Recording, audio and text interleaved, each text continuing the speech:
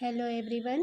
This video is related on chapter 6 of Kingdoms, Kings and an Early Republic from our past first of textbook in history for class 6, and under this chapter today we will read about of Janpad and Mahajanpada.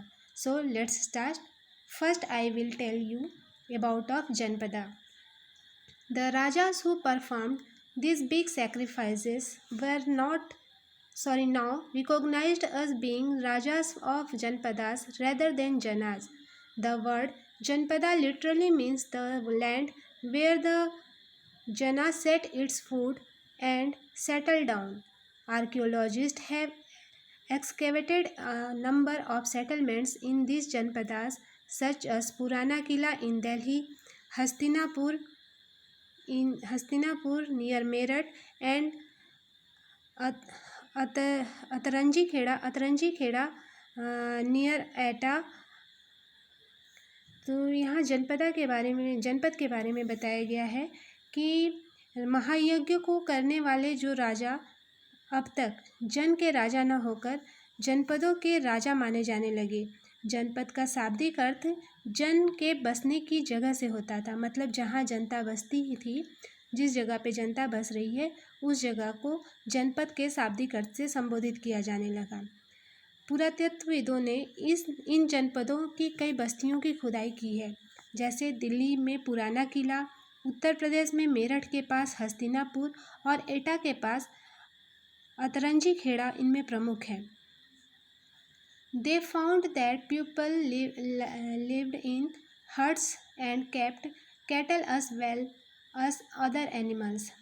They also grew a variety of crops: rice, wheat, barley, pulses, sugarcane, sesame and mustard. They made earthen pots. Some of these were grey in color, others were red. One special type of pottery found at this site is now as painted grey ware, as is obvious from the name. These grey pots had painted designs, usually simple lines and geometric patterns. खुदाई से पता चला कि लोग झोपड़ियों में रहते थे और मवेशियों तथा अन्य जानवरों को पालते थे। वे चावल, गेहूँ, धान, जौ, दालें, गन्ना, तिल और सरसों जैसी फसलें उगाते थे। लोग मिट्टी के बर्तन भी बनाते थे।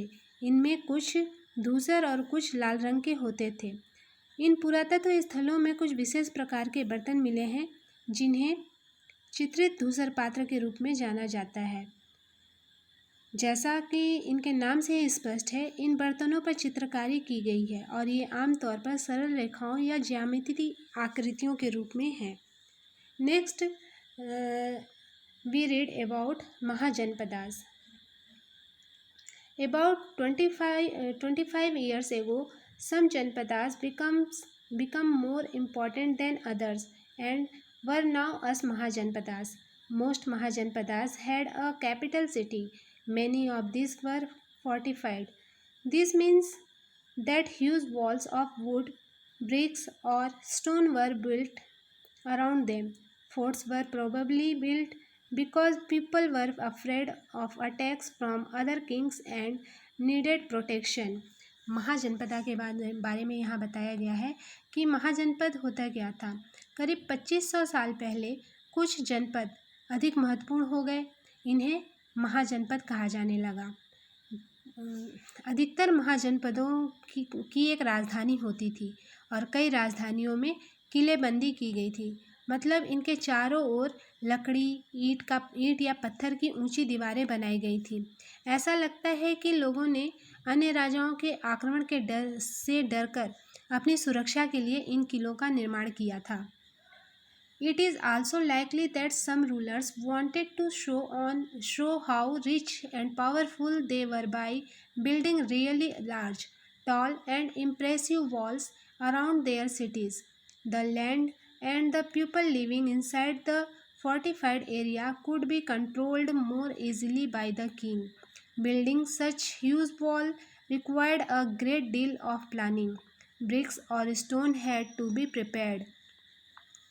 कुछ राजा अपनी राजधानी के चारों ओर विशाल, ऊंची और प्रभावशाली दीवार खड़ी कर अपनी समृद्धि जो होती थी और शक्ति का प्रदर्शन भी करते थे। इस तरह से किले के अंदर रहने वाले लोगों और उस क्षेत्र पर राजा के लिए कंट्रोल करना इजी हो जाता था। इस तरह की विशाल दीवार बनाने के लिए पूरी प्लानिंग और व्यापक योजना की आवश्यकता थी और लाखों की संख्या में ईंटें और पत्थरों का इंतज़ाम करना भी पड़ता था।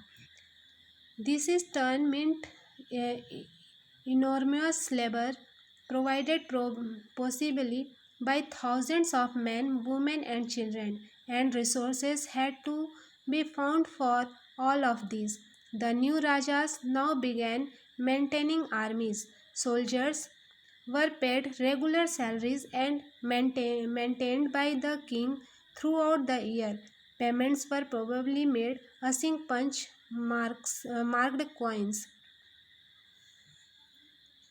हजारों मेन और वुमेन और चिल्ड्रन इनके लिए अधिक परिश्रम किया, मतलब इन दीवारों और पूरी सुरक्षा घेरे को बनाने के लिए हजारों मैन, वुमेन और बच्चों ने बहुत अधिक परिश्रम किया होगा। इसके लिए संसाधनों की भी आवश्यकता पड़ी होगी।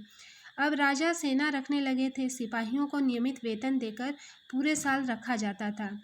कुछ भुगतान संभवतः जो कॉइन सिक्के थे, मतलब मार्क्ड कॉइन थे, आहत सिक्के जिनको कहा जाता है, उनके रूप में होता था।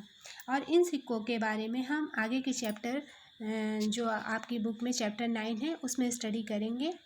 यहाँ एक मैप है जिसमें कुछ महत्वपूर्ण जनपद और महाजनपद को दिखाया गया है।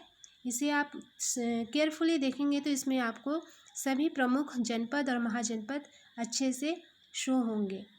इनके बारे में बाद में डिटेल से आपको क्लास में समझाया जाएगा। Thank you.